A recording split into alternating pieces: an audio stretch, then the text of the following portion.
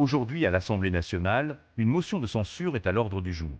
Les partis d'opposition cherchent à renverser le gouvernement de Sébastien Lecornu, récemment reconduit à Matignon. Mais qu'est-ce qu'une motion de censure? C'est un outil constitutionnel qui permet aux députés de remettre en cause la responsabilité du gouvernement. Si la motion est adoptée, c'est-à-dire si elle recueille la majorité absolue des députés, le Premier ministre et ses ministres doivent démissionner. Ici, les enjeux sont multiples. En premier lieu, la stabilité du gouvernement est en jeu. Une motion adoptée plongerait le pouvoir exécutif dans une crise majeure.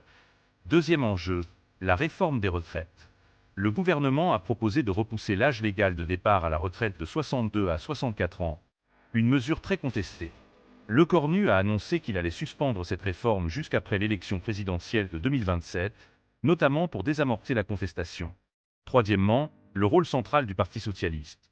Il a décidé pour l'instant de ne pas soutenir la motion de censure portée par la gauche et l'extrême droite, ce qui réduit fortement les chances de succès de l'opposition.